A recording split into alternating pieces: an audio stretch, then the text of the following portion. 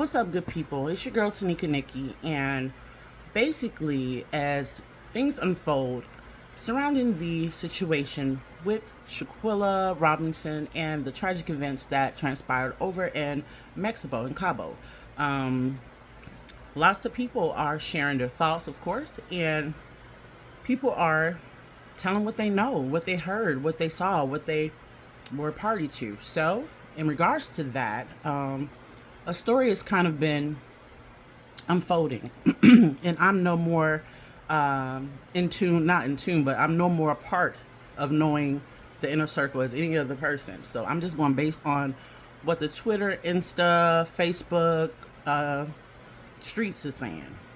So this is basically what is unfolding, and I don't know how true or any of it is, but hey, none of us do. So I'm gonna give you what I got. Basically, it was said that a friend who was privy to some information shared it with the young lady who fought Shanquilla on that trip.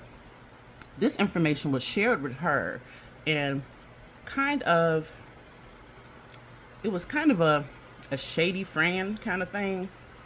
I guess this particular friend, male, what's his name? Malik Dyer. They're saying is the friend that shared this bit of information with the girl that fought Shanquilla back in the States. On the flight to Mexico, it said that basically there was tension there already. For one, Dejanay, she was already in her field. She was already ready to confront Shanquilla. I don't know if it was building up or they tried to have a conversation and couldn't. I don't know that situation. All I know that on the flight there is being said that there was already tension. You have the person who spread the tea there, who I don't think Shanquilla was aware, told whatever was told.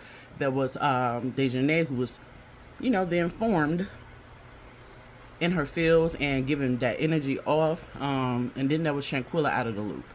I'm not sure if the best friend or anyone else there was privy to that information, but when things get messy amongst a circle of friends, of course somebody's going to tell somebody that's going to tell somebody, and everybody's going to be in a loop besides the person that it's about, most times. So as they land over in Cabo, tension's still the same way it is. Not sure the timeline on a lot of things when it comes to Cabo, but I don't think nobody is besides the people that were there. So basically, word on the Twitter, Insta, streets is basically Dejanay confronted Shanquilla about that information or whatever the case may be, and wanted to get at her. The way it looks is that everybody was in the loop on what was going to happen. Shanquilla, from what is being kind of expressed, was a softer person. She was more of a laid back kind of person in regards to being overly aggressive. But on the other hand, Dejanay, or I hope I'm saying her name right, she was more or less super aggressive, super lit, one of those girls. You know what I mean? Everyone has that one person in their circle that's TTG. You know what I'm saying? They pop off. And when they started the situation, Shanquilla kind of dismissed it, is what's being said, and kind of walked away like, whatever. And she was basically walking away with the intention on moving on. I think she was confronted. She was walking away, moving on, going ahead and getting herself unpacked. You know what I mean? Or changing. You know what I mean? That's why she was naked.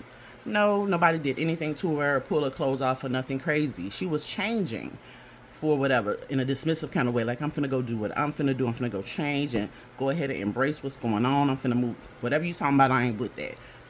However, as you saw in the video, she was confronted naked before she can even change or do anything. If you look on the bed, you can see suitcase, you can see clothing, you can see some remnants of maybe the validity of that part of the story. She was changing, wasn't allowed to change, was kind of interjected, like, yo, you're not going to dismiss it. Here you go, woo, woo, woo. I want to fight you, I'm going to fight you. So, you saw, the young lady started fighting her. And Mr. Dyer, who was doing the recording, whose voice that is you heard, that wasn't the best friend's voice. That was Mr. Dyer, who was basically, girl, fight back. You know what I mean? I think he kind of felt guilty. Like, anyway, they started recording because they thought it'd be funny, is the tea. Like, knowing that Shanquilla's kind of softer, mild-mannered, knowing that she couldn't beat the person who was assaulting her. They thought maybe it'll be something, probably quick, short, couple of smacks or whatever. I don't think they knew that it would escalate and get so extremely violent, you know? But that's who, you know what I'm saying, Dejanay was. She was the aggressor. And as you saw in the video, Shanquilla was asked, well, you know, fight back. And she was just like, no. Like, basically, if you're going to fight me, you're going to fight me. And I'm not going to fight you back. You know, I'm trying to walk away and get through this. And if you feel like you got to fight me, then fight me. You know, fight me. Look crazy, fight me. This all you, you know? And I think that's kind of what happened. That was the energy, you know, like I'm not here for that. You feel like you got to fight me, then fight me. But I don't think she thought that it was going to get that way either, obviously. So, basically, the gentleman that came and went live stating that he was not there during the incident, it's coming out that, yeah, he was there.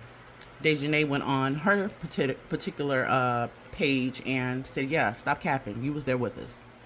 I know he submitted all these documents or showed all these documents stating otherwise or whatever. But it's being said that Shanquilla passed away 15 minutes after her injuries. So basically, you're saying you never left her side. This and that is what happened. She died 15 minutes after. So, yeah. You could have been there, sir. I believe he was there. You know how they said the hit dog will holler? I kind of feel like those that are coming on social media, you know, being so adamant about their innocence, yeah, it's because they know that shit shouldn't have went that way, and they're trying to kind of separate themselves as far away from what the possible backlash will be. Now, it's also being said that there's more video, and that Dejanay isn't the only person that was part of that particular attack, that perhaps another person got in on that a little bit towards the end. Not sure, but that's what's being said. The light-skinned girl, what's her name? Winter? They're saying she got in on that. And there's one person that's not being talked about, Elise or something. Elise was kind of backing Dejanay. And I keep on hoping I'm saying her name right. Dejanay kept backing it up. You know what I'm saying? Cheerleading for her to, you know what I'm saying, do what you do. That's kind of the mood from everybody. I don't know about the best friend. I don't know. But as far as the mood from the people that weren't the best friend, everybody was kind of like, yeah, fight, do it. You know what I'm saying? Confront her. At least that's what's being said. So, I don't know if they collaborated with one another to get their stories together, but it's being said that the stories that they gave all varied, you know? I don't see how they could have came back to the United States and not come forward, especially if they didn't have any fault. Some are saying it was an accident. You know, maybe there was a fight and they didn't intend for it to go so far, and the other injuries were an accident. Do I believe that? No. I mean, if you're overly aggressive, beating someone down, whatever you've done cause a spinal breakage and cause a neck situation, like something to be broken in their neck to the point where they're immobile. Oh yeah, you know you was OT. You know you was OT. And also, Shanquilla never got off that ground. Whatever happened to her after that video ended, it was her still there in that position. After those injuries, she couldn't have moved. She couldn't have gotten herself up. She was hurt so badly that, I don't know. It's just tragic. It's just tragic.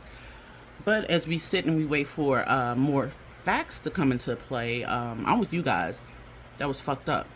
And yeah, I hope everybody that was involved, whether they were a part of the attack or a part of the cheerleading rally crew or sitting there filming like it was okay, like it was a joke, like it was a thing to kind of broadcast. The person that went live, especially, because that was cray cray. You know what I'm saying? How you gonna go live on a person that's supposed to be your friend getting assaulted in such a aggressive manner? That's not cool. That's not cool. And I don't know. It's a lot that can be said based on personal feelings and emotions. But however, just wanted to give you guys what I've been hearing, or seeing, or just kind of what's been shared so far in regards to this.